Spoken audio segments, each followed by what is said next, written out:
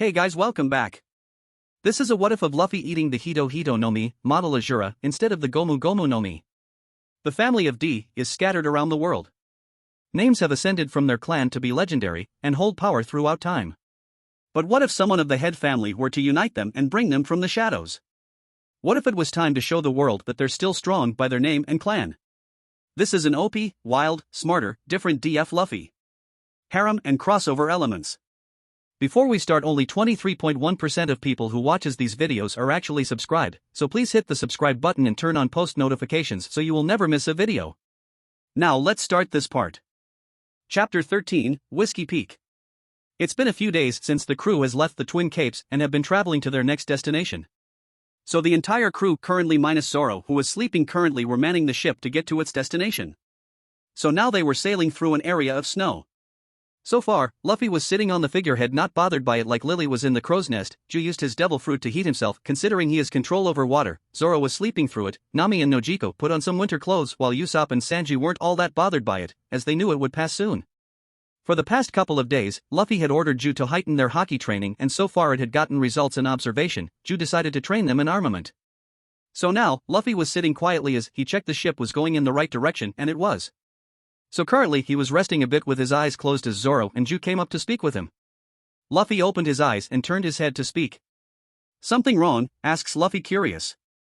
"Yeah, there is," says Zoro as he continued. "It's something me and Ju have been trying to figure out as much as you have," says Zoro as Luffy understood with a nod while turning himself towards them while sitting. "About our two prisoners?" asks Luffy as they both nodded. "It's about their names. I'm sure I heard names like that before while doing bounty hunter work, but I can't remember when or what place," says Zoro. "The point is, me and Zoro came to the conclusion that they may be mercenaries or some kind of bounty hunter organization, because if I remember correctly we heard names like that before in the past while still in Umbu," says Ju as Luffy nodded. "Yes, you're right. We have, but the question is what organization? Considering it's been some time," says Luffy as he came to his own conclusion on the matter. "Keep an eye on them and watch them at all times. We don't need any more problems while sailing," says Luffy as they both nod and go back to do whatever they were doing. 1 hour later. So for the next hour, it was peaceful as Luffy was working to focus his rage to let him have more access for the devil fruit. This peace was interrupted when Lily spotted something up ahead and shouted out to alert the crew. "Island ahead," says Lily from the crow's nest while getting everyone's attention. Lily got down as everyone looked ahead towards the island they saw through the mist in front of them. "So, that's Whiskey Peak?" "It's intriguing," says Sanji in a questionable tone. "Not all islands have an interesting exterior but are worth exploring, if they do look plain, though if I remember correctly, Whiskey Peak is more so a part of this island we see now called Cactus Island," says Ju to Sanji. "Honestly, its landscape isn't like many islands back in East Blue, but the same could probably be said for the rest of the Four Seas," says Nojiko.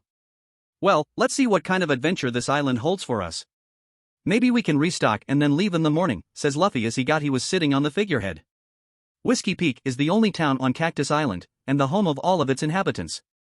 There is a river flowing through the island allowing ships to dock inland. "Luffy, there's a river heading inside that we can go right up into the shoreline and lay the anchor," says Nami as Luffy nodded.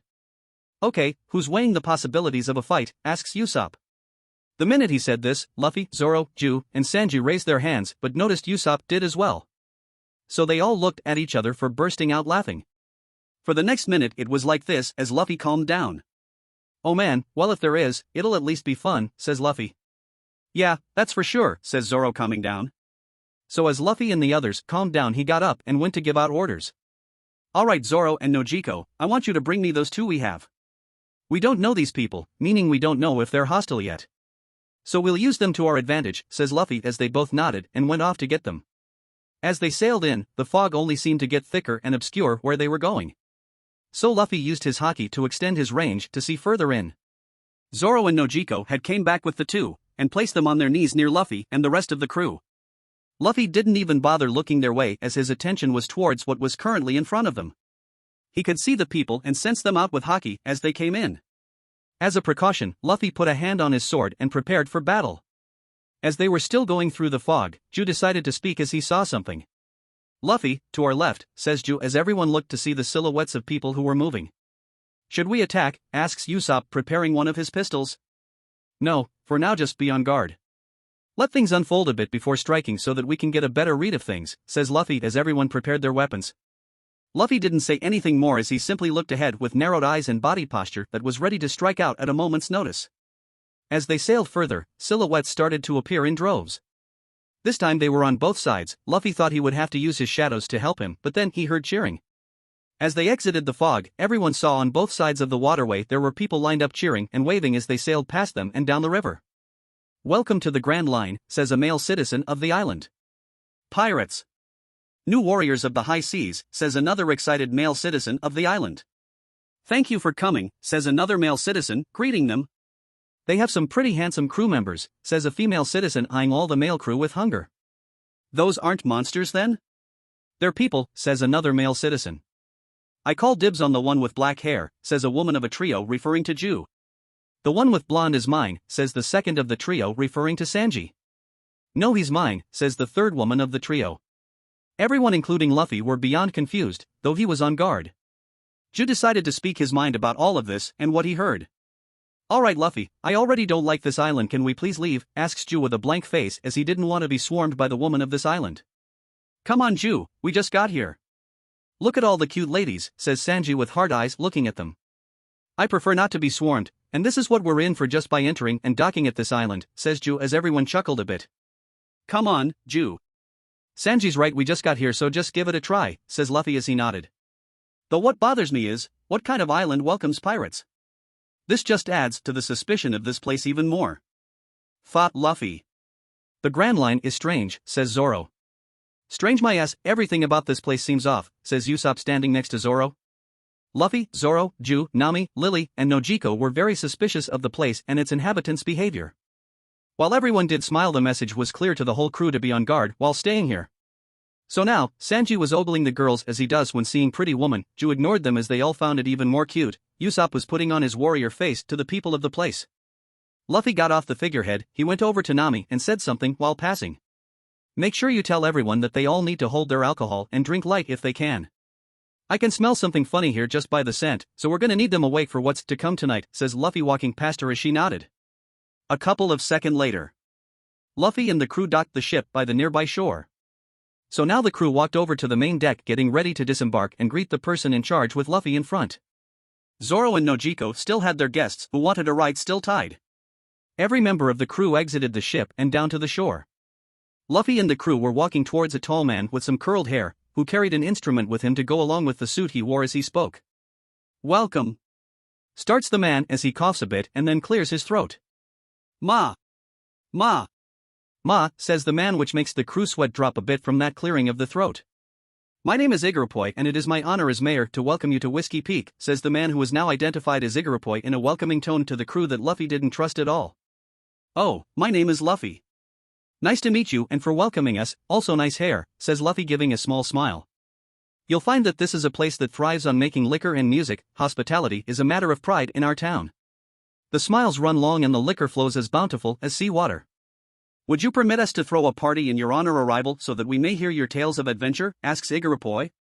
"Sure, why not, that's good to hear, but," says Luffy as he got serious and continued as Zoro and Nojiko came up to throw their two tied up guests before Igarupoy's feet. "These two begged us for a ride back here and said they're from here. They also promised us money, alcohol, and provisions for when we leave on the rest of our journey. We hope that the agreement is honored and they stay away from the whale at the Twin Capes," says Luffy being serious. The man took this as tone of daring as he knew if he said otherwise, it would be bad for the people of this island. So he just responded casually and serious. "Oh yes, these two are from here and don't worry, you have my word these two won't go near the whale along with the other compensation and provisions you wanted," says Igarupoy as he continued. "Now can we get the celebration started?" asks Igarupoy. "You may," says Luffy putting on his smile again, well one that was fake. He then walked up and shook Igarupoy's hand before the man lead them into the town. As they walked through the town, Luffy signaled Nami to test something for good measure. So now she took the time to do this by speaking. "By the way, how long until the log pose records this island's magnetic field?" asks Nami while holding up her wrist showing the log pose. Igarupoy saw this while and spoke. "You're what?" "Oh, that. Such boring details we'll have to keep for now. Surely you'd like to rest after your journey," says Igarupoy, which got the attention of Luffy and the ones on edge about this island, so now the man spoke again. "Now, let's prepare to party. Sing and be merry. Entertain our guests," says Igarupoy shouting out as the townspeople cheered. Later that night. Earlier Igarappoi led the crew in a small bar where everyone sat down in places and began to eat and drink. Luffy sat next to Lily with an arm wrapped around her waist while he drank some with her, though no one saw that he and her were drinking something from the gourd bottle he got from earlier in their mugs. The people of this island didn't see him switch out the stuff, so they just continued to party. Ju was using his devil fruit to funnel out something that he was tasting and found strange. On the other hand, it was a great party inside the large bar with the band playing music, the food was coming, and people were just enjoying themselves, but Luffy could tell along with Ju and Lily that a few of the auras that were given off told otherwise. So while he sat and enjoyed his time with her, Ju was barely talking to a group of women near him as found them not interesting and would rather drink. Sanji for his part was flirting with 20 girls at once. Usopp was drinking a bit and telling some of the stories of him with the crew so far.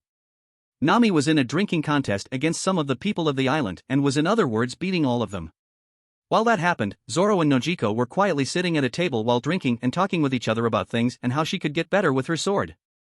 So as the night went on, Luffy's crew along with most of the people who lived on the island began to get drunk. It wasn't until an hour from midnight that he noticed most of the crew started passing out one after another. At first, Luffy with Lily looked at Ju, who nodded as he made a signal to look to Zoro and Nojiko, who were passed out. As he saw this he realized his worries were true, the drinks were spiked because there was no way those two could be passed out due to barely even drinking a lot to get to that point. Luffy signaled Ju to go along with it as he did so with Lily, deciding to act like they were wiped out from the drinks as well to know the true motives behind all this.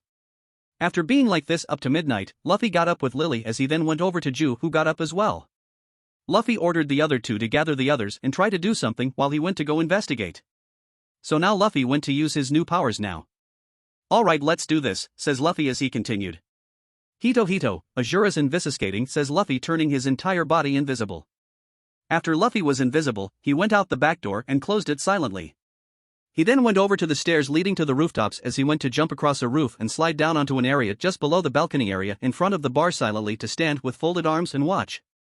"Let's see what kind of information you can give me," thought Luffy as he stood here with two people sitting at the edge of the roof in front of him, and also, he saw Igarappoi looking at the night sky, well more so the moon as he spoke. "My how the cactus rocks gleam under the pale moonlight. Beautiful as ever," says Igarappoi as he turned. "If I must say your poetic skills are beyond compare, Igarappoi." "I mean Mr. 8, says Mr. 9. "Oh it's you," says Igarappoi not bothering to turn to face them as they jumped down. "So where are they?" asks Ms. Wednesday. "They're falling, straight to hell," says Igarappoi turning his head a bit to face their gaze. As he said this it was quiet for a few moments as a door opened up from the building with a nun who was drinking with Nami coming out. "Damn, my head is killing me. I had to doctor some of their drinks a little for them to pass out, otherwise we'd be still drinking," says the nun as she takes off the nun clothing. "Ah, Miss Monday," says Igarappoi as she begins to speak now. "So tell me, was it necessary to do all of this? I know no one wants to hear me complain, but it's my duty to point out we could have ambushed them at the harbor instead of wasting so much food," says the now identified Miss Monday in her actual clothing. "Besides it's not like we had any high hopes of you two killing that whale for its meat," say Miss Monday. "Well you go and try and kill that damn whale. We tried our best you know and failed due to the captain of the crew inside the bar," says Mr. 9 a bit angry. "The both of you calm yourselves. Before you question the validity of my plan you should see this," says Igarappoi raising two wanted posters, one with Luffy's bounty and one with Juice of him using his sword while surrounded by enemies. This shocked the three as they saw the number on both of the bounties. "So that's what they're after. Our bounties, huh," thought Luffy as he was still invisible and continued to listen. "What? 295 million berries," asks Ms. Wednesday shocked. "Not to mention the other 180 million berries. Is this for real?" asks Mr. 9. "Don't be foolish, appearances can be deceiving but those two's appearance hold power that goes for," says Igarappoi as he goes coughing again to clear his voice. Ma. "That goes for all of you," says Igarappoi finishing his statement. "I'm sorry," says Miss Monday. "It's no matter as our prey has been trapped, and that's news the boss will enjoy. For now confiscated everything of value from their ship," says Igarappoi. "So what do we do now?" asks Miss Monday. "Kill them," asks Mr. 9. "No," says Igarappoi surprising Luffy as he sat on the edge himself now while surprising the other three. "If they die, the bounty drops 30%. The government prefers to hold public executions," says Igarappoi in a grim tone as he continued. "Especially for these two considering they were the ones responsible for burning Mariewa to the ground years ago with their fellow companions," says Igarappoi shocking them more but no to their core. If you haven't read the newspaper, the Straw Hat Boy and the other were a part of those pillar generals who worked solely for the government and Marines. The Straw Hat Boy was their captain, though I wonder why his bounty isn't higher than this, though this is why I took extra care to knock him out and the other so this would be easier, says Igarupoy. I see, says Ms. Wednesday, surprised as it was quiet for a few moments. Now go, I want them alive, says Igarupoy, ordering them and making them nod their heads. So as they were about to move forward with their plans, a voice stopped them in their stances and caused them to widen their eyes. Hey, sorry to interrupt, says the voice as Luffy, still invisible with the four down below as well, turned to see it was Zoro at the roof of the bar. Do you mind letting my friend sleep?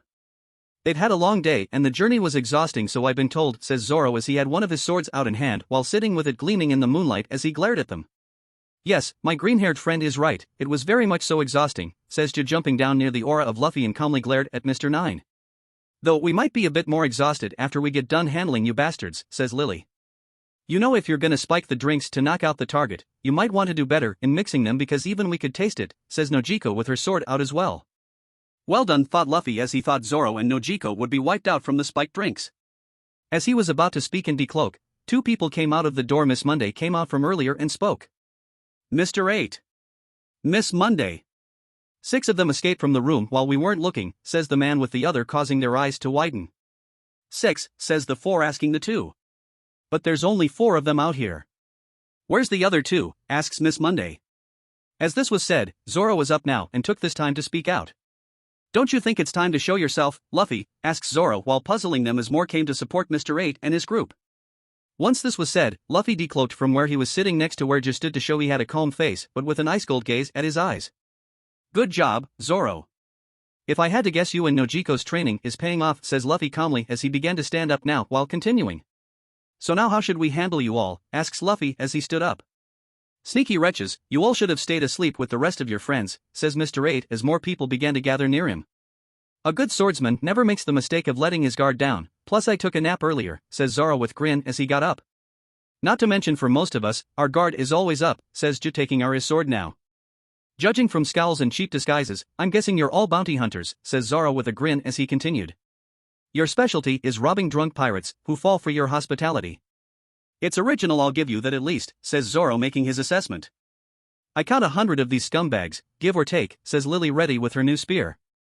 And we'll fight all of you, says Ju, being serious now. Like I said, it should be an interesting fight, says Luffy. You're hear us? Baroque works, says Luffy, shocking them while his crew knew exactly who they were dealing with. It was also apparent that Zoro and Ju along with Luffy now remembered this group's name. Ah. How do you know our name, asks Mr. 8, yelling out in shock while a bit scared. The 3 simply chuckled at this. I was in a similar kind of work once upon a time. Your company tried to entice me with a job offer.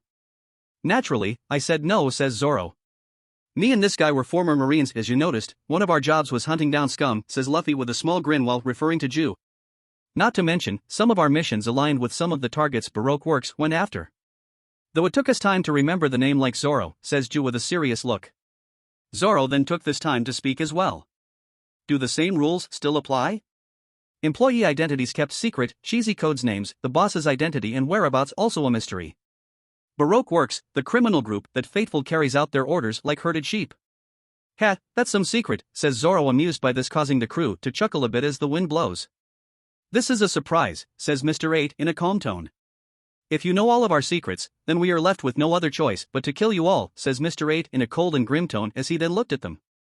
And another few gravestones shall be added to the cactus rocks tonight, says Mr. 8, finishing. Then come and try it, says Luffy as he activated something. Hito, adrenaline rush, thought Luffy as glowing red energy started flowing through his veins and red energy started to surround him a bit. As the more he became angry in this state, the stronger and faster he would become. Let's try to have fun with this, shall we, asks Luffy with a grin. Mr. 8 gritted his teeth a bit and spoke out, yelling. Kill them, says Mr. 8, causing all of his men to move and fight the crew. So Luffy and the others responded in kind. Zoro and Nojiko went down to start fighting. So now Nojiko decided to use a move she was working on now. One sword style, blue fawn, says Nojiko, taking a fawn-like stroke of her sword to cut down 5 of those in front of her. This in turn got a grin from Zoro as he thought it was impressive. So now Ju decided to use his sword for his own attack in conjunction to his devil fruit to take out a group surrounding him. Mizu, water sword whip, says Ju, turning his sword into a water whip to hit at least 8 Baroque Works agents and send them back into those behind them. So now Lily came jumping in front to attack now as she took down 12 Baroque Works agents herself. So now, Luffy took off in speed as he let his rage grow and started going after the others and left Mr. 8 and his group for later. 1, 2, 3, 4, 5, 6, 7, 8, 9, 10, 11, 12, 20. 30, says Luffy, counting as he was punching down enemies all around him. Luffy stopped for a moment to see who he'd go after next, so as he did this, a Baroque Works agent who he took down got up and went and tried to attack Luffy from behind. Of course, Luffy knew they were there, so as they came in to strike, Luffy grew out one of his metallic arms on the left side and sends it to hit the guy across the face and jaw. This sent him skidding across the ground into some of his fellow agent as Luffy looks on. What an idiot, says Luffy as he went to sit on a pile of his agents he took out and watched the rest of his crew. Zoro was cutting through his share with ease, just as Luffy expected. What surprised him a bit was how well Nojiko was wielding her sword as she cut down more Baroque Works agents with ease. It seemed as though their observation haki training was improving very much so. Luffy was proud that they were coming along nicely at the progress they were going at, with Ju thinking they were progress faster than he expected from how he was working them. Ju was starting to train them a bit in armament haki now, but he thought maybe he should teach her breath of water style for added attacks. So as the fight progressed without Luffy intervening anymore, he saw that with his eyes and haki that Nami was cleaning out the people for anything of value that would be useful. So now he put that aside as things were going well to look at Zoro, who was prepared to fight with Baroque Works agents moving in to surround him. Demon Slayer mark, activate, thought Zoro as the green Eastern Dragon marks on his forearms spread and glowed a bit as he now spoke. Up first, Yubashiri, says Zoro as he disappeared in speed to go past 5 that were in front of him as he looked at the blade and spoke. Light and well balanced, says Zoro, jumping off to fight more agents, as the ones behind him looked at themselves but then were hit by the cuts Zoro made and fell to the ground. Zoro went in to get more as one took a shot at him with a large cannon gun, only to miss thanks to observation haki and Zoro's quick speed. As he got himself together, Miss Monday decided to pick up a barrel and throw it in his direction while he was surrounded by agents. Zoro turned and cut it into 4 pieces that hit agents behind him, as they were trying to get themselves together from being hit. So as Zoro was looking in her direction, an agent got back up with some sort of boulder stuck to a stick to attack Zoro, only for the sword in his left hand to take control and destroy the boulder and sends the agent to the ground, as Zoro was wondering what was going on with the sword. What the hell is it doing? Asks Zoro, looking at the sword. Well, Katetsu III, you're quite sharp, but you're also a bit of a troublemaker, aren't you? A good sword only cuts when its master directs it to. Cursed or not, you're going to listen to me now, says Zoro, looking at the sword near his face. He never noticed that 3 Baroque Works agents were coming behind him. The next thing Zoro knew was that a very cold chill of air passed behind him to freeze the 3 agents up to their head, but stopped at the neck. Zoro blinked a few times as he noticed this cold chill and turned to see them frozen. He then looked over to Luffy, and saw that his hand was coated in ice hockey as it went away for him to grab his red gourd bottle and drink from it a bit, and then he speak out to him. Pay attention, Zoro, and take out the big lady, says Luffy, reminding him and ordering him while he was sitting patiently. Zoro then turned to who he was referring to, which was Miss Monday. Luffy noticed that Ju and Lily were handling Ms. Wednesday and Mr. 9 while Nojiko was handling the last bit of the agents. He then noticed that Mr. 8 was away from the fighting, so he turned to look at Mr. 8 standing in the spot that he never moved from and was staring at him. Luffy noticed that the man was staring at him with an angry expression on his face. Problem, Mr. 8? It would seem your Baroque Works agents are at best useless. Beaten by my crew that's mainly from the East Blue, including myself, though you did underestimate us, says Luffy in a serious but mocking tone as he continued. Though, I wonder what your boss will do and think of this. I've never had the pleasure of meeting the bastard, but this will probably put us in his radar, says Luffy, making Mr. 8 a bit pale but angry as he regained his senses to attack Luffy. You died for this. Igarappa, says Mr. 8 as he blew into his saxophone, which fires a blast of bullets when played, like a giant shotgun. With this done, it sends bullets out and towards Luffy. Luffy saw this and used observation haki in conjunction with the disassembly ability of his devil fruit to disassemble the places they'd hit and let them go through. This caused Mr. 8's eyes to widen in shock at this. You're not gonna hit me like that, but nice try, says Luffy as a high-pitched scream got his and Mr. 8's attention. They turned to see it was coming from where Zoro was fighting Miss Monday. So now Luffy and everyone else were looking at Zoro holding Miss Monday by the head and squeezing it with his strength. He let go when she passed out and fell back to the ground. Is that all you can offer, Baroque Works? 'Cause you're gonna need to do a lot better than that, says Zoro with some blood dripping from his forehead, and he licked his lips to get some of the blood off. Mr. 8 saw this and then looked over to see Mr. 9 and Ms. Wednesday subdued by Ju and Lily while Nojiko handled the ones in her area that were all on the ground. So at this point the last bit of Baroque Works agents still standing were beyond shocked at the point with it becoming clear they were no match, straight from the beginning. They took down a single-digit agent. Says one agent still standing, but overall his hands were shaking. Not to mention, subduing Mr. 9 and Ms. Wednesday. Says another agent still standing as his whole body was shaking. Then there's the blue-haired woman, she took down another large group of our forces. Says another agent as he was shocked to his core. This isn't good, and their captain is a monster as well. Says a fourth agent on his knees scared. Luffy got up off the pile of people he beat to walk over to his group and speak. Good job you four, says Luffy, causing them all to smile.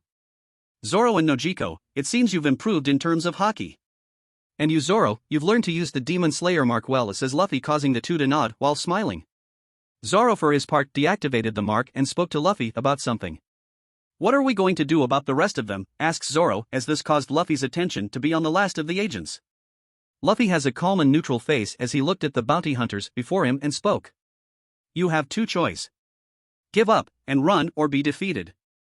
Your choice, says Luffy, causing some of them to shake in fear. Run, damn it. We don't stand a chance, begins the agent, but something happens which surprises them. Boom.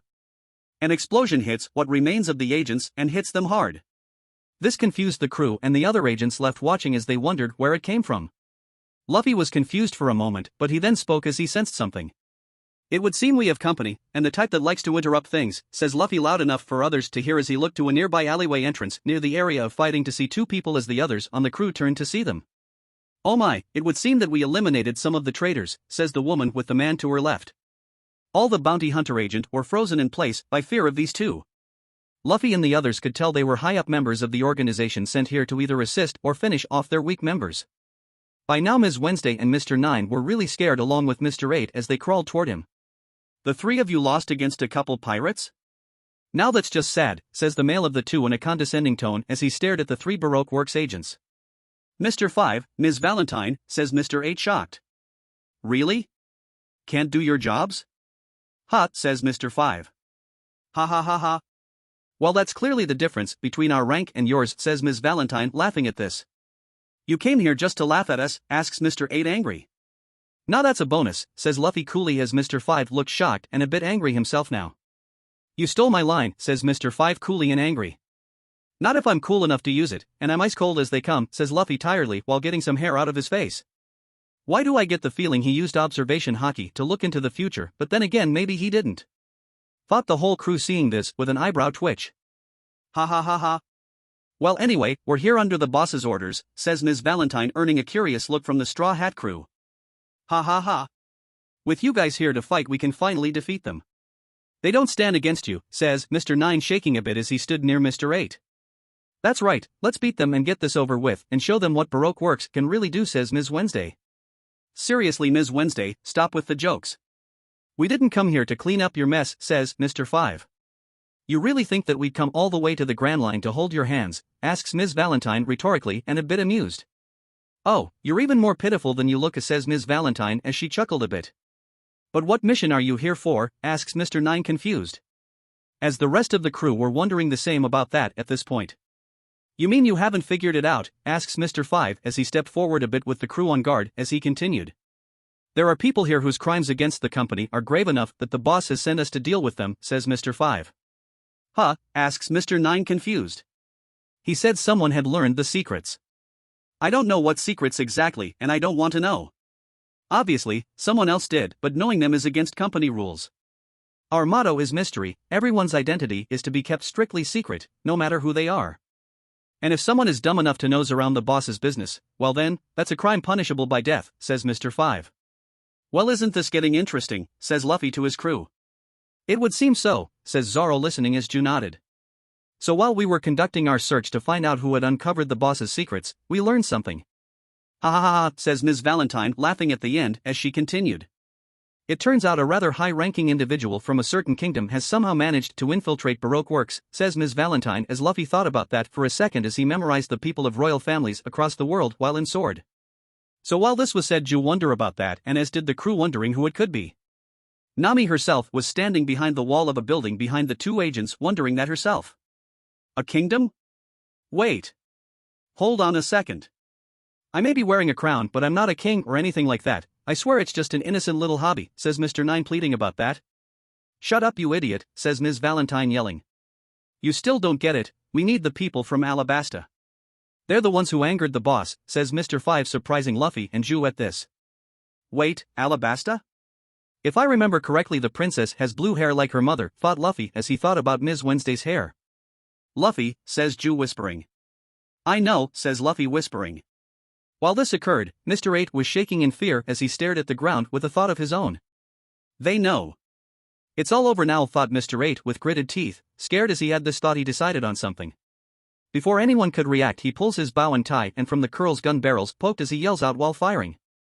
Die! Igorapapa, says Mr. 8 as he fired 5 times with a large explosion in their general area. You will not lay a hand upon our princess, not while the captain of Alabasta security still stands, says Mr. 8. The princess of Alabasta, Vivi Nefertari, says Luffy looking at Ms. Wednesday, and as he did so, he did find her cute but continued to speak. If I remember correctly, Ju, when we were 12 years old weren't we assigned to guard the Alabasta kingdom during the time of Leveille, asks Luffy to his friend. Yes, indeed, says Ju nodding. I had heard that she went missing for some time, but I never thought about her being in Baroque works under a cover like this until now, says Luffy. Shouldn't she be guarded by her own guards or something, asks Nojiko, wondering about that. Yes, that would be the case if the country wasn't in civil war, says Luffy, informing them of that. What do you want to do, asks Ju. We sit and watch for now. No need to rush, says Luffy as he continued. I sensed Nami listening, but she seemed to go back and continue searching those still out cold from drinking that stuff.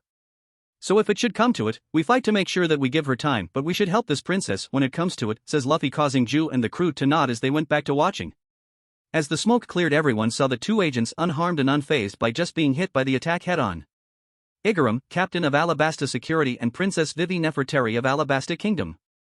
We have come here in the name of the boss of Baroque Works to see that you are both eliminated, says Mr. 5 as he held up a picture of Princess Vivi. The princess was scared with wide eyes and her mouth opened while moving, but the words never came.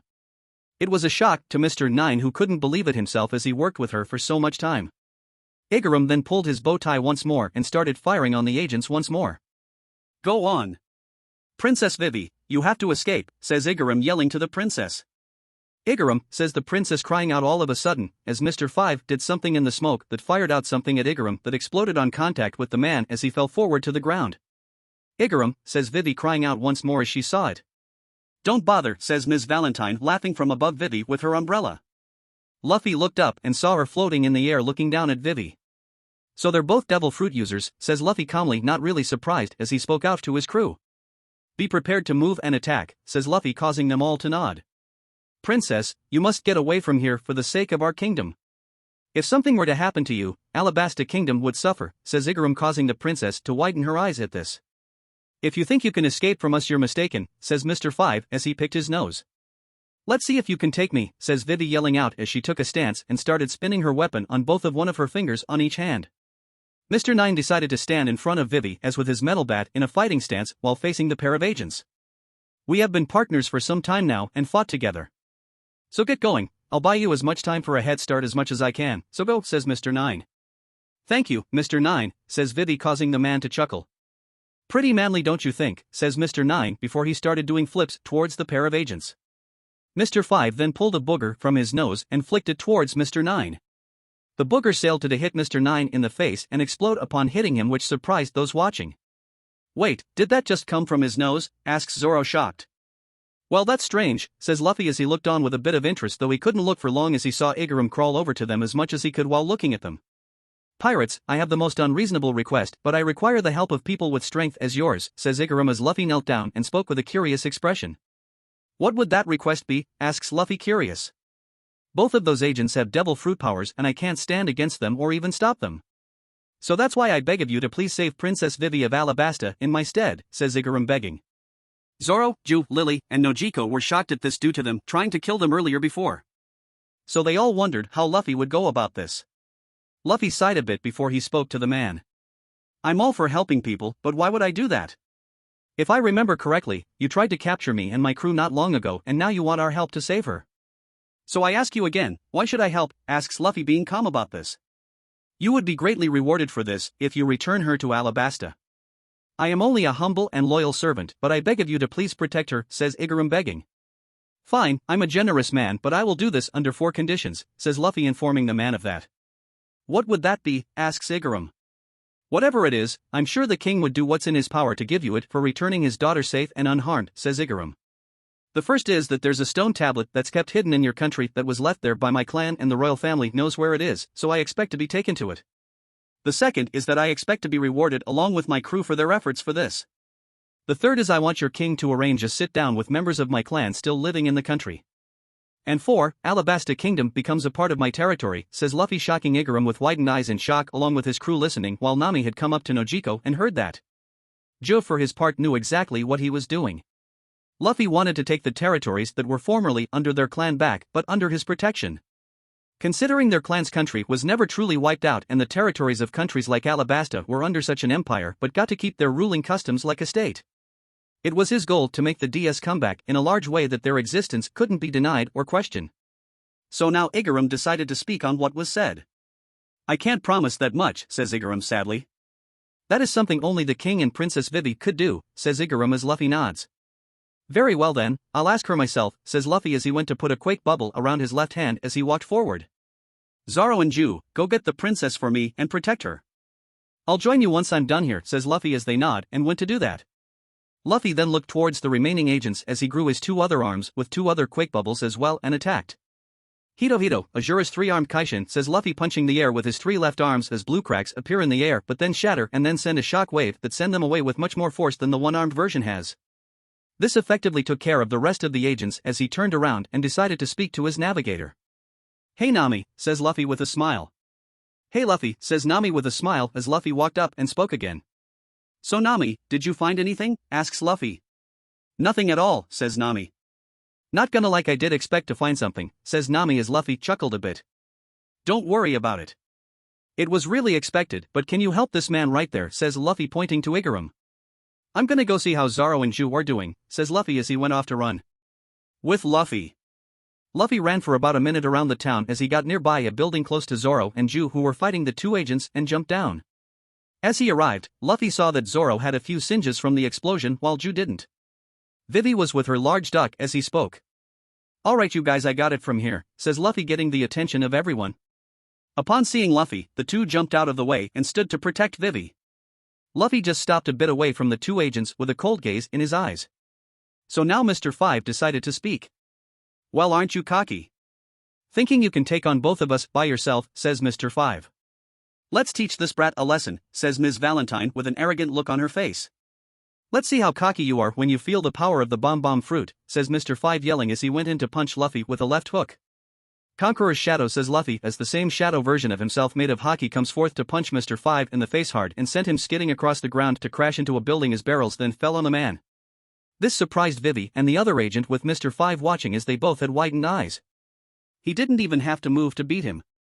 What was that? Asks Vivi, shocked. You monster, says Ms. Valentine, angry but also in fear as Luffy turned his gaze to her. This coming from the person who said they would teach me a lesson. Get real, says Luffy. He then used the shadow again to come forth in speed and punch her in the abdomen and send her flying into the building with her partner, unconscious as well with more barrels falling on her. I'm not so soft when it comes to an enemy and I don't hold back for anyone, plus I'm more of a ghost, says Luffy as he powered down fully. So now Luffy turned to Vivi, who backed away in fear. He saw this and spoke in a calm and gentle tone. You have no need to fear anything from me, Princess Vivi. I'm not going to harm you, says Luffy, surprising her. Then why? Asks Vivi, a bit fearful. A request from Igaram, really considering our motives align in a way of speaking. He asked me and my crew to get you home safely as part of the deal we made and that I have to take up with you, says Luffy, informing her of this. What? Asks Vivi, more calmed down. Luffy went on to explain the pieces of the deal and what he wanted from all of this as he would do it. Okay, I get most of these things you want, but what do you want with Alabasta as territory under your protection? Asks Vivi as he spoke. Nothing, all I want is to have it as territory under my protection as the country has a connection to my clan.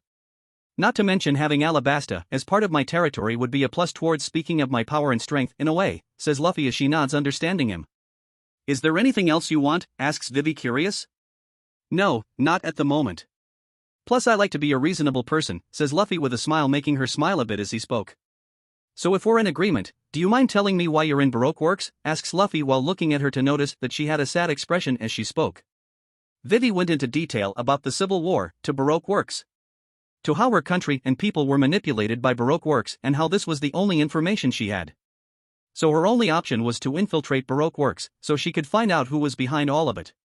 Luffy decided after she explained everything to pat her on the head as he spoke.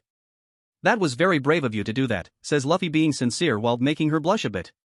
I'll say, I don't think any other princess would do that, says Nami coming up with Lily. How's Igaram? Asks Luffy. He's fine, he should be along in a few. Said something about doing one final thing, says Lily as Luffy nodded and turned back to her. So were you able to find out what their goal was? Asks Luffy. The cover story is to create an ideal nation for which the boss uses to cover the tracks of the actual plan, which is to take over Alabasta Kingdom entirely, says Vivi, making Luffy and those listening understand. I have to get back there so I can warn them and stop the bloodshed, because if I don't, it could be bad, says Vivi, crying a bit. Don't worry Vivi, everything will be fine as we've come to an arrangement, says Luffy, getting her attention as he continued. Now did you ever find out the identity of the boss? I'd rather know who I'm driving my fist through when we meet, says Luffy, causing her to panic a bit. What? His identity? You shouldn't be asking me that, says Vivi in a panic. So you do know? Though, I may have my guess on who it is, says Luffy as he looked at her with his head tilted to the right a bit. Ask me anything but that please, asks Vivi, turning her head as she found the head tilt a bit cute. Telling you could put people's lives in danger, including you and your crew, says Vivi, trying to make Luffy understand as he spoke. Vivi, you know what group I'm still a part of even though we're essentially fugitives to the Marines, right? Asks Luffy with an amused expression. Yes, says Vivi, answering. And you know the reputation and strength of power we held as a group of 9, right? Asks Luffy again. Yes, says Vivi, nodding now. Then you should know I'm strong enough to beat this threat, as I've fought people stronger than this person, says Luffy as she was quiet and he spoke once more. So, who is the boss? Asks Luffy. Vivi took a moment to think and then responded. He's one of the 7 warlords of the sea, his name is Crocodile, says Vivi, making Luffy understand. I see. Then he shouldn't be a problem against me. You have my word that I'll save your kingdom, says Luffy with a smile that made her smile and blush a bit. As this happened, Luffy all of a sudden sensed something behind them, as did Ju and Lily. Luffy spun around in quick speed while taking out the pistol on his left hip to fire while startling them. When he did this, a vulture that was staring down at them all flew off when the shot almost hit it. It was confusing for all of them as Nami immediately started panicking from this, as an otter showed up with well-drawn pictures of all of them including Vivi. This caused Nami to panic even further as Zoro decided to speak. Looks like Baroque works will make us their top priority now, considering we know who their boss is, says Zoro. Let them come, really, they won't be a problem to us, says Luffy, confident in his crew as he turned back to Vivi to kneel down to her level. So Princess Vivi, do you agree with everything I said? Asks Luffy, holding out a hand. Yes, I'll take the offer, says Vivi, accepting the hand while he was pulling her up off the ground. We're all going to die, says Nami, crying out as she hugged her knees. Stop being so dramatic, says Ju with a blank face to Nami. You have nothing to fear, says Igaram from behind, causing all of them to turn back to him. As they all turned, Luffy and his crew were wondering what they were looking at. Standing in front of their eyes was Igaram, dressed as Vivi with dummies he was holding in his hands. What the hell? Says Lily as she stared on. It's okay princess, I've come up with a plan, says Igaram. Igaram, what are you doing? Asks Vivi as she was stunned by the man's appearance. Yeah, that's how we all are now. Stunned, says Luffy with a blank face. Listen to me very carefully on this, Princess Vivi. Once Baroque Works finds out what has happened here, they'll send more agents immediately. So since they'll be aware that you know of the boss's identity, you must be in 2 places at one to throw them off, says Igaram. That makes sense, knowing they will send hundreds if not 1,000 agents after her, says Ju, making Nami scared even more now. This is why I'm going with this plan, to disguise myself as you. I'll take the dummies on with me and sail straight for Alabasta, says Igaram as they understood now. So the dummies are us. Pretty clever, says Luffy, nodding his head. Pretty good decoy really, says Ju. So while they chase after me, the rest of you will head to Alabasta Kingdom on a less direct route by log pose, says Igaram as Luffy nodded, understanding it. Hold it for just a minute, says Nami, yelling out as she was back up now. Who said we were going to take her with us? And we didn't discuss the matter of payment for all of this, says Nami, yelling and causing everyone to look at her with a blank face like she was crazy. I decided that as captain actually, plus all of the arrangements are done. And knowing you, you'll ask for like a billion berries as a reward, so no, the bargaining will not be left up to you on this, says Luffy. But what about Crocodile, asks Nami, yelling once again. What about him? He's literally weak in terms of the power any of the 9 demonic pillar generals hold, not to mention I was the captain of the other 8. That also goes for the rest of the 7 warlords of the sea as well, says Luffy, dismissing the problem now, as he continued. Crocodile's only advantage is the terrain of sand due to him having a sand-based devil fruit, says Luffy. Now everyone looked to Luffy on that due to everything they heard from him and saw along with the newspaper on his feats. As they knew his strength along with Ju's as well, so he spoke this time. Besides, this'll be fun and interesting to say the least, says Ju with a smirk. Damn right, says Luffy with a large grin. Yes it will, and we will also be forever grateful for this, thank you, says Igaram as he turned to walk over to where his ship was docked. Near the shore. As they all were at the shore, Igaram hopped in as he turned to speak to Vivi a final time. Now, Princess Vivi will be on my way, says Igaram, getting into character while causing them to chuckle as he set sail with the ship away from the island. He was an alright guy, says Ju as he looked on. Yes, he was pretty interesting to say the least, says Zoro, looking on as well. Everyone looked on as the ship sailed further and further away. When the ship looked to almost be far away from the island, it suddenly got hit by a large explosion that consumed it. This made everyone's eyes widen in shock as they couldn't believe it. Damn it! Everyone get to the ship now, says Luffy, yelling to them. Nami and Nojiko, get the others now. And hurry, says Luffy, causing them all to run off and do as told. I didn't think they come so fast, says Ju, shocked. Me neither, says Luffy as he turned to see Vivi in shock. Luffy had no choice but to carry her bridal style as he and Ju ran back to the bar where the others were. As they reached the place, Vivi jumped a bit in Luffy's arms and started looking around quickly. Where is he? Asks Vivi, yelling as she looked around. Where is who? The duck, asks Luffy as he did see it. Yes. Karoo. Where is he? Asks Vivi, a bit frantic. I put him on the ship earlier, says Ju next to them as Nami and Nojiko were able to wake the others up. Alright, with everything done here, we are leaving. Everyone else to the ship. Now, says Luffy, yelling out. Right, says everyone as they ran for the ship. With Zoro. Zoro saw the others approaching quickly as he spoke to them while raising the anchor. We are all set, let's go, says Zoro, yelling to them as he pulled up the anchor. Everyone else jumped up onto the ship as they already had everything on board. Vivi immediately looked around to spot Karoo, so Zoro helped her. Right over there, says Zoro. Alright, let's set sail for the next island. Now, says Luffy in a tone with no room of arguing as he took over his Haori and shirt and threw it on a barrel. As he said this, they immediately set sail and began sailing back up the river in order to reach the ocean faster. Nami took the time to explain why they were leaving so soon. As they were sailing up the river and out of the place, they entered the thick fog like before when they came into anchor at the island. Nami noticed that light could be seen and immediately knew what it was as she spoke. Finally, the sun is coming up. Which means it's morning, says Nami in a tone of relief. Tell me about it, says Nojiko. I'm just glad that we got away from the people chasing us, says a soft female voice that Luffy, Ju, Lily, Nojiko and Zoro knew didn't come from any of the other crew members. Luffy found the voice gentle and beautiful as it calmed his soul a bit. But was now at the same time cursing himself for letting this happen while his guard was down in the panic so easily. So now, he wanted to see how long it took for the others who didn't realize this to notice. That's for sure, says Nami, replying while not noticing that someone was on the ship. With all this fog, we need to be careful to avoid the rocks, says the woman. Luffy was being patient and found it amusing as he was not reacting at all, but it was taking every fiber to not turn around to look at the person, for which he knew who this was right off the bat from many previous encounters in battle. I'll take care of it, says Nami, relaxed before she blinked a few times as she turned to Luffy and who was next to her and spoke. Wait, did you say something? Asks Nami as he looked over to her with a blank face.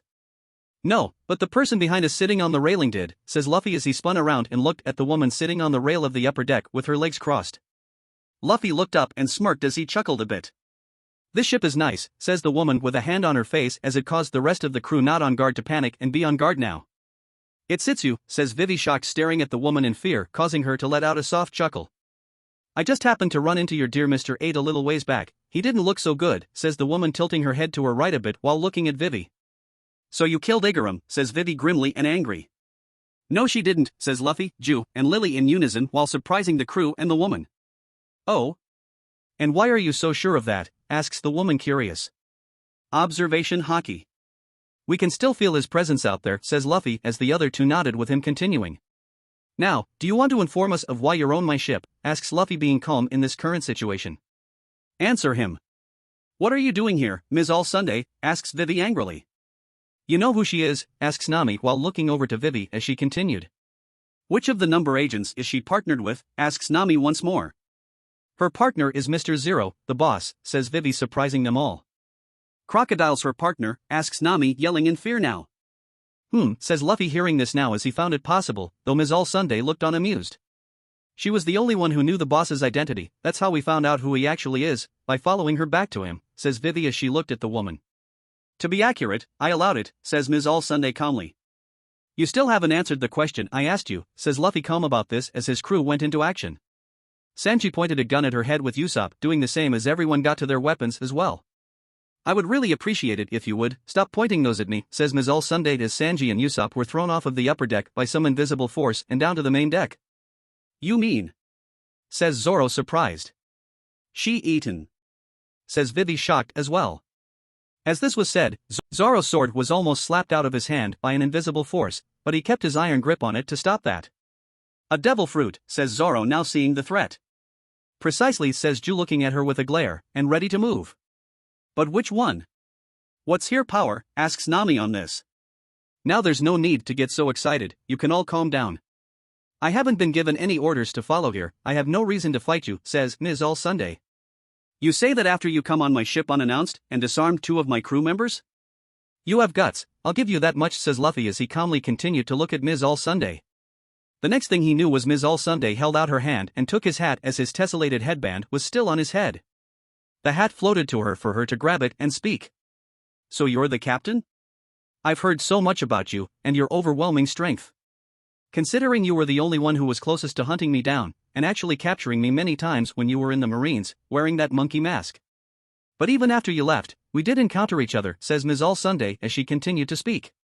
Though now that I can get a good look at your face, you are very handsome. Pillar General of Wrath, Monkey D. Luffy, says Ms. All Sunday with a calm tone but with a very amused expression. Everyone looked towards Luffy, knowing how he could be about the straw hat. Though when they looked to him, they saw his attitude was calm. So now he sighed and spoke. You know, pretty eyes, I don't like many people touching my hat, so. Says Luffy, referring to her by her eyes as he disappeared in speed. He was now next to her, and grabbed his hat from her while putting his right hand on her shoulder and leaned his body in to look at her on the left side of her body. While he did this, Ms. All Sunday was having a thought of her own in a bit of shock. I didn't even see him move. He's gotten faster, thought Ms. All Sunday as she had this thought. He decided to speak now. Please don't touch what isn't yours, or there will be consequences, considering you're famous as me in terms of being a criminal, Nico Robin, says Luffy with a smirk, making her flinch from that for which he picked up on, as he now got a better look at her himself while continuing to speak. Not gonna lie, over the years, you have gotten more beautiful, though it seems those eyes always get more alluring every time I see them. Almost like a fine wine, really is, says Luffy, calm about seeing them as Robin got amused. How forward, do you say that to most women? Asks Robin, keeping her amused attitude under pressure. Only to the ones that catch my eye, which is rare for me, says Luffy with a now serious face as she looked at him with the same serious expression as this got the crew to be a bit confused and on edge but on guard as Ju sighed. Luffy and Nico Robin have, in other words, a strange relationship of finding each other amusing or outright being at each other's throats due to line of work they're in, even now. When he was in Sword, he was tasked with hunting her down, and many times almost brought her in as he volunteered, so that Rob Lucci never could take the mission. In the beginning, there were times where they would try to outright kill each other, but over time with each encounter, they would fight or Robin would evade and escape from Luffy's grasp entirely. Though, he always was the one to hunt her himself when she appeared again, as it became a game of cat and mouse. So now, Luffy decided to speak once more. So tell me now, what are you doing on my ship? Asks Luffy, getting back to the subject. Just wanted to warn you that the name of the next island is Little Garden, so using this eternal pose, you can skip right past it and head for Alabasta, says Robin as she smiled as she handed it to Luffy and continued. Or else you won't survive Little Garden, says Robin, adding grimly as she scared some of them. However, she was surprised when Luffy crushed the eternal pose in his hand and smiled at her. I am the captain of the ship and I decide where we go, says Luffy with a smile as his face was going back to being serious now as he looked at her in the eye. For the next moment the two had a serious gaze on their faces as they looked at each other with the tension growing as if they'd fight. So ultimately, Robin sighed and then got up and started walking towards the edge of the ship. Well, that's too bad. So if you survive, I hope that we meet again, says Robin, turning a bit to meet his gaze. Oh, I'm sure he will, Nico Robin, says Luffy, causing her to flinch again. Oh, by the way, tell Crocodile I'll be seeing him shortly to beat him into the ground, says Luffy, looking at her in the eye. This time it was different, as both of them felt a spark of electricity that made them flinch, unnoticeable at each other's gaze. She didn't reply, as she instead walked towards the edge and jumped off onto a giant turtle and left. Luffy looked towards Nami and spoke. Plot our course for Little Garden, says Luffy as he walked towards the captain's quarters. Says Nami as she went to get started on that. As Nami went to do as told from her captain, with the crew helping her in making their course for their next island, Luffy walked towards his personal office with a smirk as he had a thought.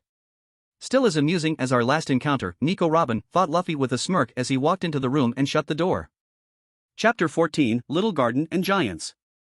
After the whole ordeal with meeting Nico Robin after setting off from Whiskey Peak, Luffy and the crew were sailing across the Grand Line towards their next destination, known as Little Garden.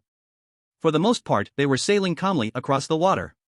Though they wanted to get there quicker, but the winds weren't as kind to them right now, so Joe had used a bit of his devil powers to move the ship forward a bit, and had to stop after some time of using it too long. So now, Luffy was currently sitting on the figurehead writing in his logbook with a glass of orange juice that he had Sanji bring him. Joe was sharpening his sword not too far away from him.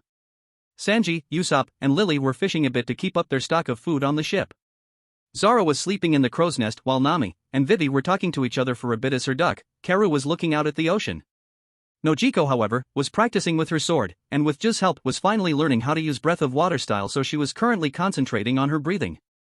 So now, the wind had picked up again for about an hour, so they were making good time across the ocean. Earlier, Luffy had asked Nami to get the coordinates for when they would reach Little Garden, so now she was doing that. Though in this time of relaxation, Luffy had a thought of his own. From what just told me, the other generals will make a move to get to us quicker or wait to be picked up. So we should be all together before we reach Water 7, thought Luffy, eager to see his other friends again after some time had passed after their whole defection. As he was in thought, Nami came up to give a report to Luffy as she decided to speak. Luffy, at our current heading, we should reach Little Garden in 3 days, says Nami as Luffy nodded. Good. Very good, says Luffy as he closed his logbook for Vivi to walk up. Do you think we'll reach Alabasta in time? Or will we be too late? Says Vivi, worried with a frown of her own. Luffy, for his part, got up and walked over to pat her on the head as he spoke. I was asked by not only Igaram but you to help your country, and I will, as the agreement was made. We'll make it there in time, I can promise that much. I won't go back on my word, you can believe that, says Luffy, reassuring her as he walked away.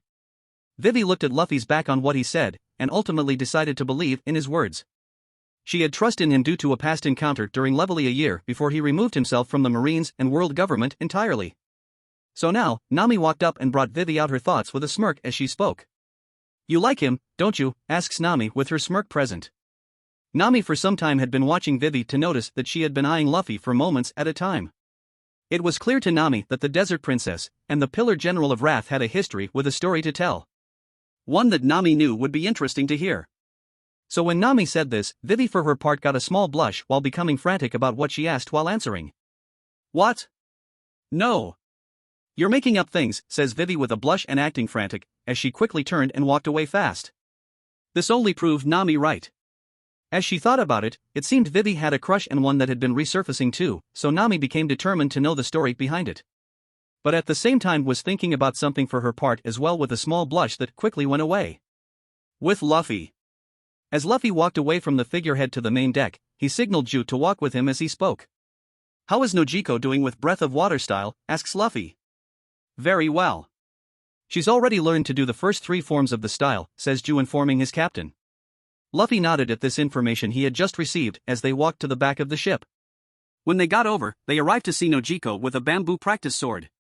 She was practicing her strikes on the dummy in front of her, so that she would be better and more precise with her attacks. So as they both reached her, Luffy decided to speak out first. So how's the training coming along? Asks Luffy with a smile. Nojiko stops and turns with a smile herself. Very well. Since Ju has been teaching me how to use his sword style, I've been able to figure out how to move more flexibly than I already am, says Nojiko, breathing a bit hard with a smile. Luffy nodded and decided to speak again. That's good, remember overdoing it won't do any good for your body. So know your limits and when to take a break, says Luffy, giving her this advice. Right, says Nojiko with a smile. Though after what happened on Whiskey Peak with us letting our guard down, it is to be expected if some of us are on edge, so try to keep a calm state of mind, says Ju as he continued with a serious look. After all, now that we've started working with you and the rest of the crew in getting armament hockey, all we need to do now is to train and strengthen it in a battle while helping you to summon it will, says Ju, finishing as they both nodded. Which reminds me, we should be able to help them all unlock it before we're finished in Alabasta, right Ju? Asks Luffy, curious about the armament hockey training. Absolutely, says Ju with a nod. Good, says Luffy, satisfied with the answer as a voice brought them out of this conversation. Hey guys, says Sanji, speaking out to the crew and getting their attention as he continued. Anyone care to sample my special drink over lunch? Asks Sanji out to the whole crew. This got everyone to stop what they were doing and come over now to enjoy lunch. Kitchen, going merry. The crew along with Vivi and her duck, Karu, were now enjoying lunch courtesy of Sanji in the kitchen. As everyone sat down, Sanji started serving food to everyone while flirting with the girls. So now, as they were enjoying their meal and eating, Zoro decided to ask a question that was on his mind at the moment. Luffy, what should we be expecting to face on Little Garden when we get there? Asks Zoro, wanting to be prepared for what comes. To be honest, we should be expecting higher-up members of Baroque Works, possibly officer agents with devil fruit abilities.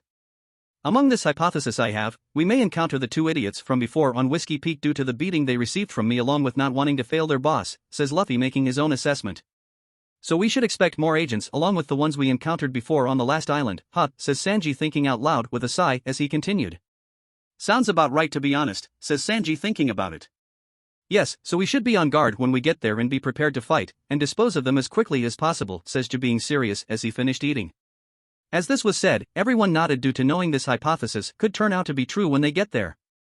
It wasn't that they were scared, but just a bit tense at facing another devil fruit user, as they haven't had much experience in terms of fighting them. So now, Usopp decided to ask a question that he had been on his mind for a while now. Luffy, you said you were going to explain to us what elemental hockey is. Do you think you could explain it now by any chance? Asks Usopp, curious. Luffy finishes his plate while wiping his mouth to then speak for an answer to Usopp's question. Yes, I never really did explain that, did I? Asks Luffy to himself as he decided to give an explanation now. Elemental hockey, this kind is for everyone as it allows the user to use the elements found in nature. Different fighters have different elements that are a representation of that person's spirit or personality. The user is able to use all the elements of water, earth, fire, wind, and lightning along with other sub-elements like ice, for example, which is my main element. The kicker is that you have to will that element into existence because that's all hockey is, your willpower or spirit as some call it. The other piece about this and elemental hockey is that some of the attacks or elements will represent a certain animal or some being that is supposed to represent your spirit, and will, says Luffy, explaining that this to Usopp as everyone listened. So it allows you control over the elements? Asks Zoro, curious. Yes, so with enough control you'll be able to use the elements around you without always having to manifest it from your own hockey, but will be able to use what is available around you while infusing the hockey into the element. Also, you will know that it's elemental hockey if the element has a purple aura around it or inside the element, as it will be easier to pick up, says Ju, letting them know about that as well. Though, it's better to learn it later and not now since we're going to be going into a battle on Little Garden in the coming days, says Luffy, informing them of his plans as everyone nodded. The Straw Hats had come to a decision on how to proceed for the upcoming island while learning more about the elemental sect of hockey. The night would continue on with much relaxation. 3 days later. It has been 3 days now at sea on the Grand Line as the crew were making their way to Little Garden.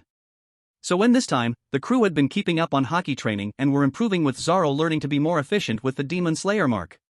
In this time, Vivi had joined in the training alongside them as she had nothing better to do and figured it would help her. As for Luffy, he was reading on the works of poets from the Grand Line and Four Seas as Ju yelled out, getting his and the crew's attention. Island ahead, says Ju, yelling from the crow's nest while alerting everyone on the ship as he was now coming down. Alright, take us in, says Luffy, yelling out his order as the crew went to maneuver the ship towards the island. As they did this, Luffy continued to look at the island before them, with Nami looking at her log pose and speaking out. There's no mistake. Cactus Island and this one here are definitely pulling against each other. Our next stop, says Nami, letting them know this is Little Garden. As this was said, the crew got a smirk while some started cheering as they had finally arrived and were coming in closer. Little Garden. As the ship sailed closer to the island, they started seeing the jungles surrounding it. So while they were currently looking for an entrance into Little Garden, the crew was speaking to each other about the island's overall layout. Something tells me that this isn't why this island is called Little Garden, says Sanji as his eyes narrowed a bit as he was looking at the island himself. Exactly. What's little about it, says Zoro with folded arms. Yeah, this island looks pretty harsh if you ask me, says Nami with Nojiko nodding. So why the cute name, asks Nojiko, curious herself. Once this was said, Usopp for his part backed up a bit as he spoke. Why yeah, it looks like a jungle out there. Maybe we'd be better off skipping this one, says Usopp sweating a bit. Nope, we're gonna explore it, says Lily eager with a small smile. If we are then we have to be careful, I can't help but remember the warning Ms. All Sunday gave us, says Vivi as they all remembered while finding it a bit vague. Luffy decided to speak now, as he need to point something out. Well we're here already, so no use in trying to leave now, says Luffy. Listen, I'm sure we can make it to the next island without going ashore on this one, says Usopp in some panic. Once this was said, Nami and Sanji decided to speak up on this. The only way to reset the log the few of us have is to go ashore, says Nami with her hands on her hips as Sanji spoke now. Not to mention we're in some dire need of restocking our food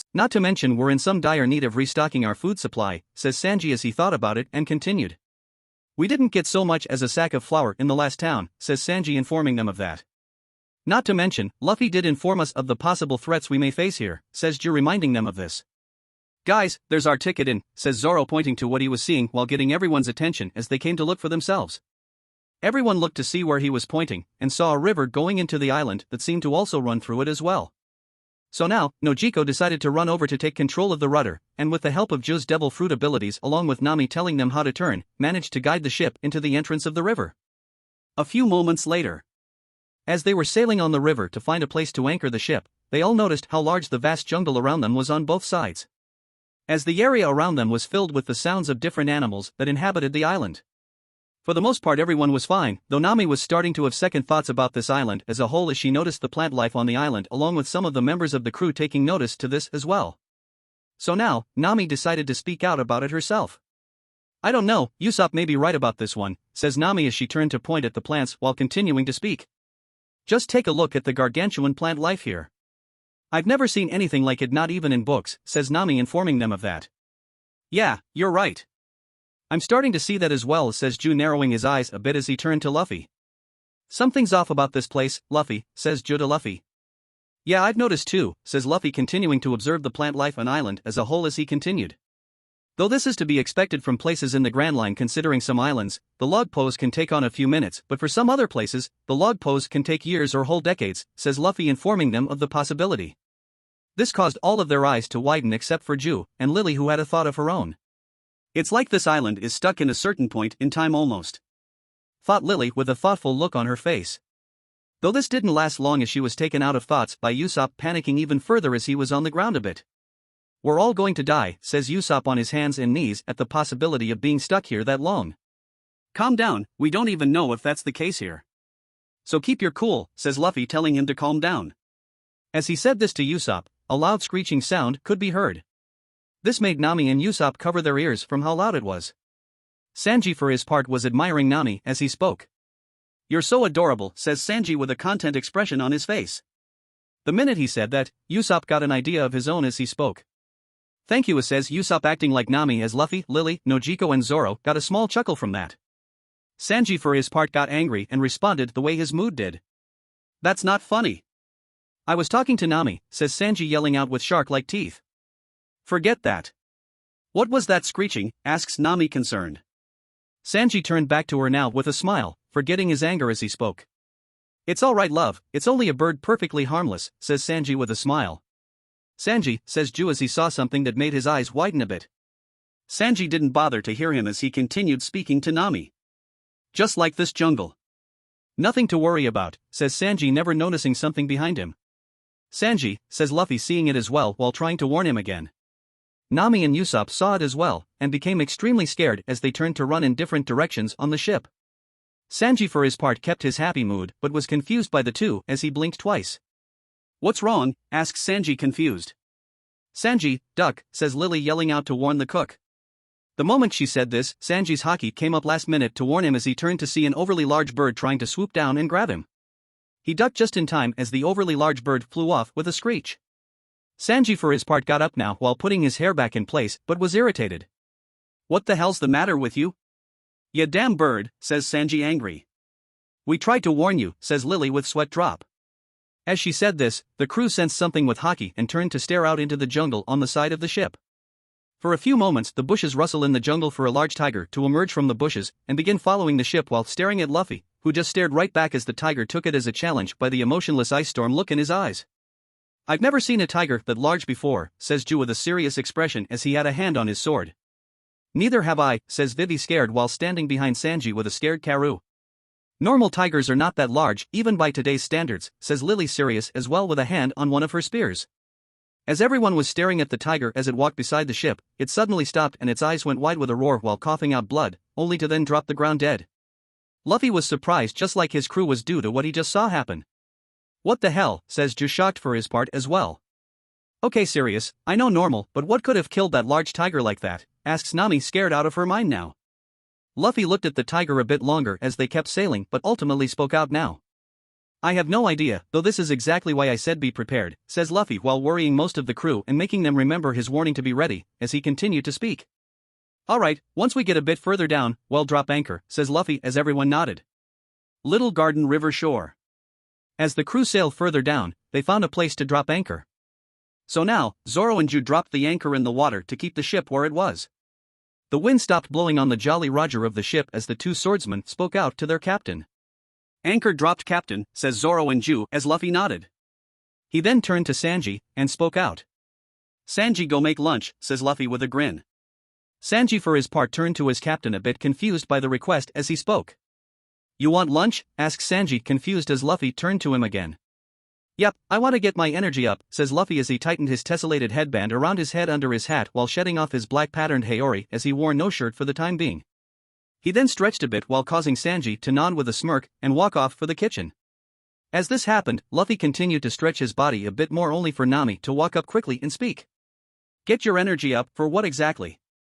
Just what are you planning to do? Asks Nami with a stern look as she stood next to Nojiko and Vivi as they all had their hands on their hips while staring and waiting for an answer. Luffy for his part had to admit that this was amusing to him, as he got a chuckle while being nervous at the predicament he was in. So now, Luffy decided to speak and answer her question. It's been a while since I got to hunt wild animals, plus I want to explore this island a bit more for myself, says Luffy calmly with a smile as he continued. Wanna come with me? Asks Luffy as he still had the smile. Yep, it's useless. Plus with his strength, he'll be just fine, thought Nami with a sigh as she then looked at his upper body a bit, but ultimately looked away entirely with a blush. As she had this thought, Lily came to stand next to him already deciding to go with him. Vivi for her part was looking at the jungle and came to a decision as she turned to Luffy and spoke. Say Luffy, would it be alright if I come along with you? Asked Vivi curious with a small faint blush on her face while looking out into the jungle. As everyone on the ship, who had decided to go into the jungle of Little Garden, while also getting their gear all together had stopped for a moment to look and stare at Vivi with wide eyes and surprised expressions. So now, Nami turned to her greatly shocked as she spoke. What? Vivi, you can't be serious, says Nami yelling in shock while staring at her. Vivi just smiled at Nami before she spoke again. Yeah, I'd rather not sit here with nothing to do but worry about my troubles. This will keep me busy until the logs reset, says Vivi with a smile. That's the spirit, Vivi, says Luffy with a smile. More like brave, says Usopp shaking his head. An hour later. After some time, Sanji got the lunches ready for Luffy's group so that they could start exploring.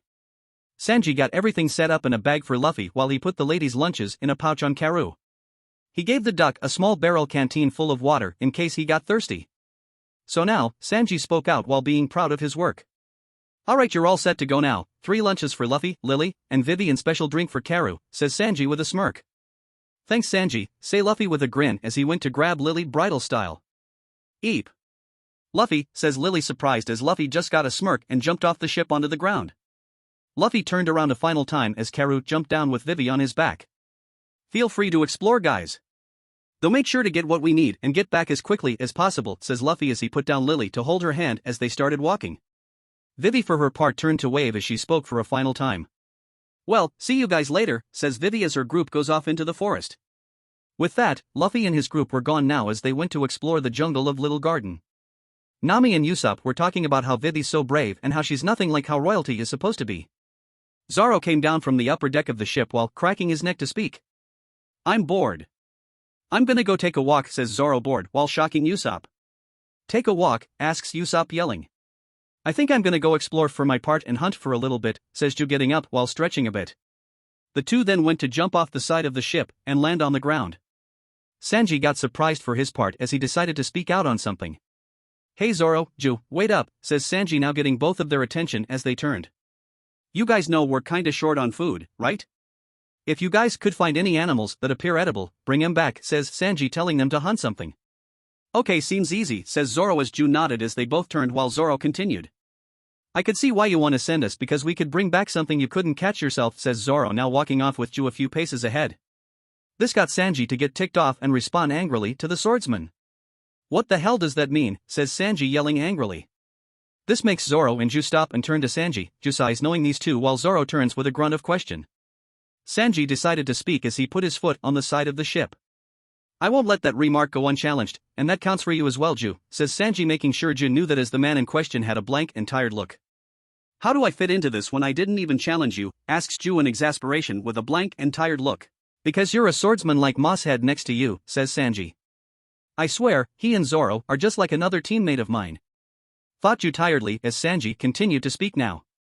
You're saying you can capture bigger game than I can, like my hunting skills are inferior, asks Sanji to Zoro directly with a look of challenge on his face.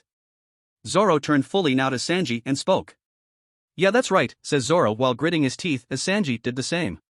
The two were like this for a bit as the others look on in amusement. As they could almost see electricity dance between them inside their glares. So now, Sanji decided to speak. Challenge accepted, says Sanji as he went to jump down from the ship and continue speaking. Okay, winner brings back the most pounds of meat, says Sanji, turning his head away a bit as he looked at Zoro. What do you mean pounds? 'Cause I'll bring back tons, says Zoro as he did the same. As the three begin to walk in their separate directions with Zoro taking the left, Ju taking the middle area ahead of him, and Sanji taking the right. The cook of the crew begins to speak for a final time. Why don't you let your hunting do your talking for ya, says Sanji. Ha! Good luck, cook, says Zoro as they all start walking off with Ju still wondering how he got wrapped into all of this. As Ju was about to walk off, Nojiko came up and stopped him by grabbing his shoulder to speak out. Hey, mind if I tag along, asks Nojiko with a smile. Sure, says Ju with a nod, and a small tuck of his lips while trying to keep his serious expression. So now, Nami and Usopp were left on the ship to watch it as the others ran off to explore the island. As this wouldn't be the only taste of entertainment that they would get from all of this. With Luffy and his group. Luffy was walking with Lily and Vivi along with Karu through the jungle for quite some time. They hadn't found anything yet as Luffy had his Tonto out, ready for anything to come their way. As they were running through the jungle for some time now, they suddenly stopped when the ground started to shake beneath their feet like an earthquake or the island shifting as a whole. When they all looked up to see a dinosaur eating the leaves off a tree near its height. This got them all to become shocked as Luffy spoke out, now starting to figure this island out. Now I'm starting to get it. It's like this island has been frozen in time, during the age of the dinosaurs to be exact, says Luffy as he continued. Though, this could be because of the Grand Line's unique state as a whole, as this island seems to predate mankind, says Luffy, making his assessment. As this was said by Luffy, the next thing that happened shocked them all. The ground started to shake again, indicating movement, and quick as the dinosaur's head was cut clean off and came flying off, causing the group's eyes to widen in shock. The reason why was because of what cut its head off. Is that? Says Luffy, a bit shocked with his mouth slightly open. Of? Says Vivi, shocked. Giant, says Lily, impressed that one of her kind were on the island. As they all stood in awe, Luffy looked over to the severed dinosaur not too far from his group while observing the effects of such an attack as he spoke. Look at the wound from the attack. It was a swift attack, but also a very clean cut. This giant before us is skilled in terms of battle, most likely a very seasoned warrior, says Luffy as he then turned his eyes back to the one who brought the dinosaur down as they spoke. Gegio Jaya Jaya. It's been quite a while since I've seen some people with shocked looks like yours. What fun and entertainment, says the giant, bending down to Luffy and his group while putting them on guard as he spoke again. The greatest warrior of all Elbaf. I am Dory. Gegio Jaya Jaya, says the giant, now identified as Dory, who was jovial in his greeting. This got Luffy to calm down a bit and drop his guard a bit slightly along with Lily. Dory is a well-built giant with a long beard that is dressed in a Viking-like attire with a helmet that goes over his eyes. He is so large that Luffy can fit in the palm of his hand. Along with this, he is 160 years old, which means that he is a giant in the prime of his life. Vivi for her part dropped to her knees as she spoke with Karu on the ground unconscious from what could be assumed was caused by shock. It's a giant, I've heard that they exist, but I've never seen one before, says Vivi, shocked. So now, Luffy decided to introduce himself as well to be polite. Well, hi, I'm Luffy and I'm a pirate. Pleased to meet you, says Luffy with his own greeting to the giant. Gegio Jaya Jaya. A pirate? Well, good for you, my friend, says Dory while laughing. By the way, this is Vivi and Karoo, says Luffy while pointing over to the two of them as it caused them to stiffen up a bit as he continued. And this is Lily, a giant on my crew that had a devil fruit, says Luffy pointing over to Lily standing next to him, as she waved. Gegyo Jaya Jaya. A fellow giant, you say? Tell you what, you're all invited to my home for some lunch, says Dory. This scared Vivi even more now. So as she was about to decline the offer, Luffy spoke before she could. That sounds great, says Luffy accepting the offer with a grin. This caused Vivi to question whether this was a good idea at all in joining Luffy and Lily, though she was shocked to find out that Lily was a giant as well. Later. After Luffy had accepted Dory's offer for lunch, the giant began walking while his group of guests followed him towards a large rock formation that seemed to be made of bones. So when they got here, the giant sat down on a rock nearby as the others sat near him. As they sat for a while eating, laughing, and drinking a bit, Dory decided to ask something of Luffy that he had noticed. So you're AD, huh? Asks Dory with a smile as the question shocks both Luffy himself and Lily because not even she was able to pick up on it when they first met. So now, Luffy decided to speak as he just finished a piece of cooked dinosaur meat. How could you tell? Asks Luffy surprised. This gets a laugh out of the giant as he spoke. Gegyo Jaya Jaya. The red marks underneath your eyes, most don't have them anymore but few that do are born with them, says Dory as he remembered that detail. Well, yes, I am. Though, have you encountered another before me? Asks Luffy curious. Well, yes, I have. Many strong warriors of your clan in fact, and they've all had the pleasure of giving me good fights with some being my comrades, though much time has most likely passed for them to live as long as I have, says Dory thinking about it. I see. Says Luffy figuring that can be hard. As he said this, Dory turned to Lily and spoke. So I understand you're a giant who ate a devil fruit. Tell me, who is your father? Asks Dory curious. My father is Pans Fry, Dory, says Lily answering with a smile. This got Dory's eyes to widen in shock as he then laughed in joy at this information. Gegyo Jaya Jaya. Pans Fry, huh? It's been a while since I've heard the name of my childhood friend in quite some time, now I see the resemblance between you two, says Dory as he laughed a bit more. Wait, really? You know my dad? Asks Lily shocked. Yep, for many years, though due to circumstances of why I'm here it's been some time, says Dory with a smile. As the group sat and talked for a bit more, Vivi decided to ask a question that had been on her group's minds for a while. Say Dory, how long does it take for the log to reset on this island? Asks Vivi, causing Luffy and Lily to look up at Dory, who also wanted to know that answer as well. 1 full year, says Dory with a smile, causing Luffy and Lily's eyes to widen and Vivi to pass out from the shock of this information. 1 year, asks Luffy, making sure he heard that right while causing Dory to nod his head before he spoke again. Yes, most people who come to the island never survive the year, they usually succumb to the wildlife of the island, big or small, by being bitten or eaten, or the elements, says Dory as he cooked meat over the fire in front of them. Luffy then thought about this information and began to think. The goal of his group was to get Vivi back to Alabasta in time to stop the civil war, or else he would never get to see the stone tablet, meet with his clan members living in Alabasta, along with making the country his territory. Overall, he had no intention of waiting that long here, and if they were stuck here for that long, there might not be a country left standing to make it his territory. He was thinking of a few things to do as a way to get out of the situation. One was using his large dragon form to grab the Going Merry with the crew on it, and fly the rest of the way, but also run the risk of Marines appearing in large numbers, all flocking to Alabasta with the intention of his capture.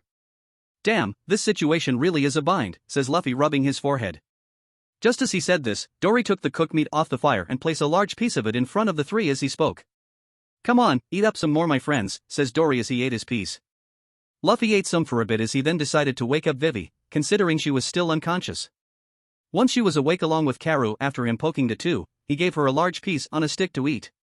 Vivi took it gratefully with some tears in her eyes, as Luffy saw this and smiled while patting her head as he spoke.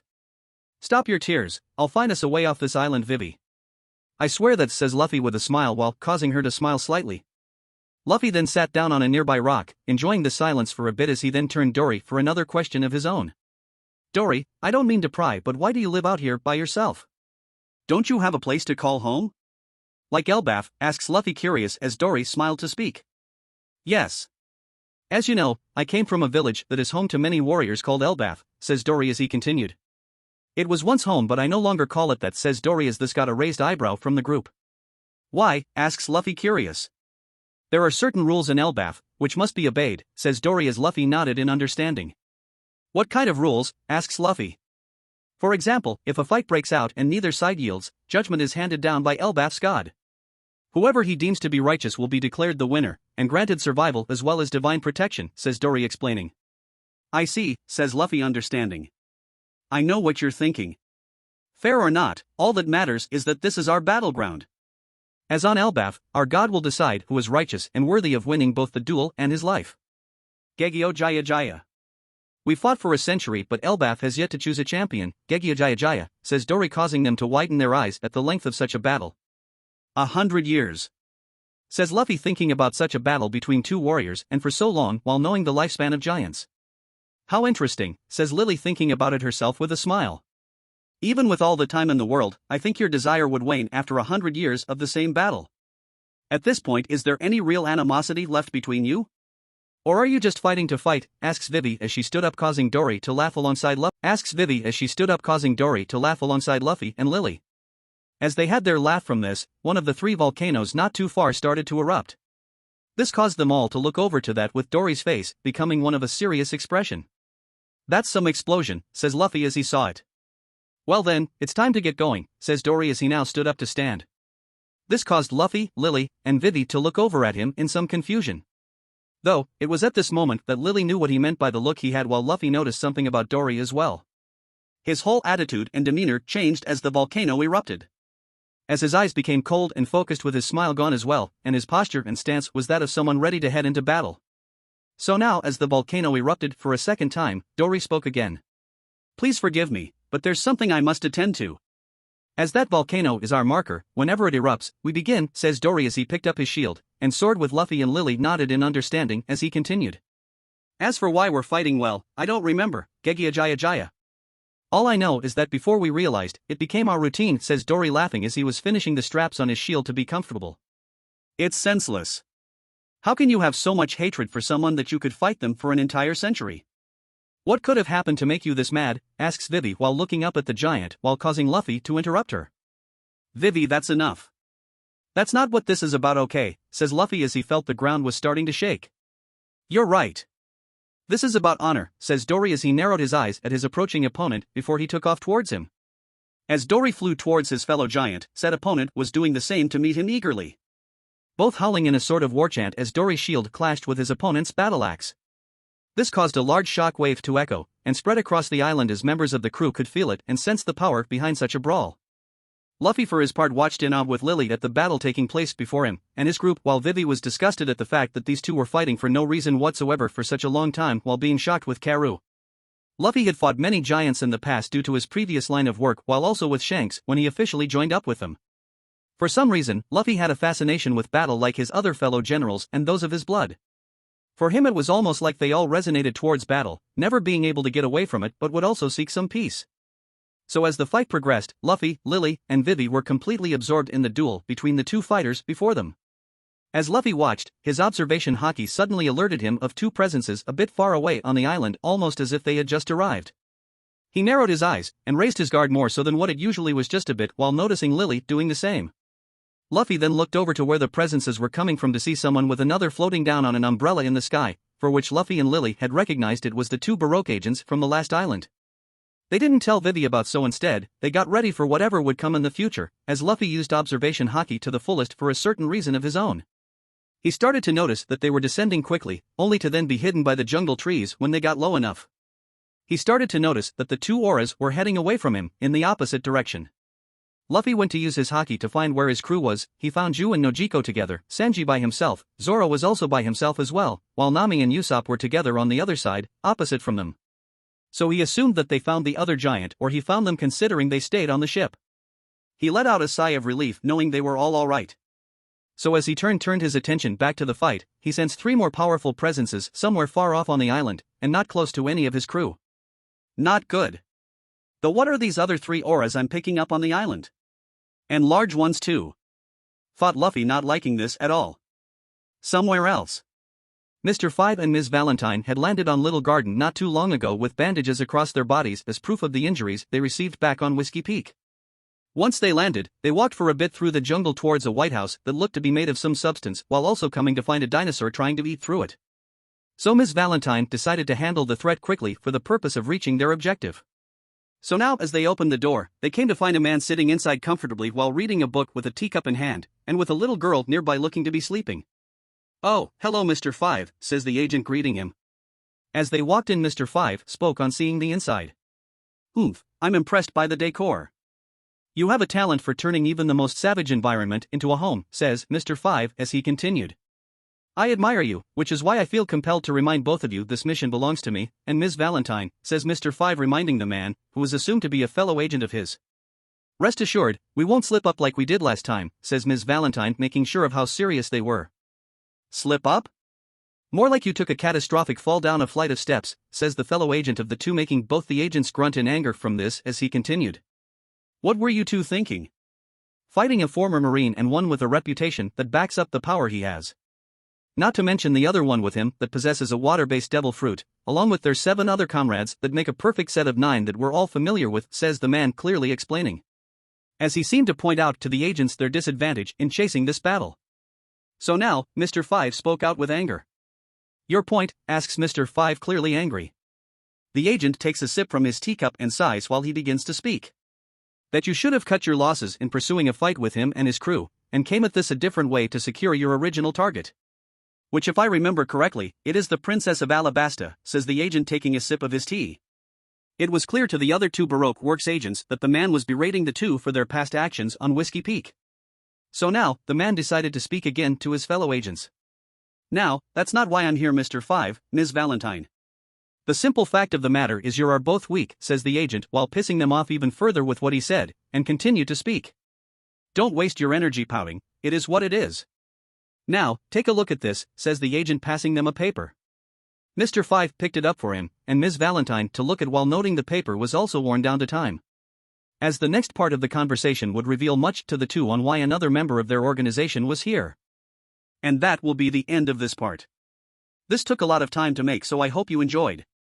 Only 23.1% of people who watches these videos are actually subscribed, so please hit the subscribe button and turn on post notifications so you will never miss a video. Stay tuned for the next part. Goodbye.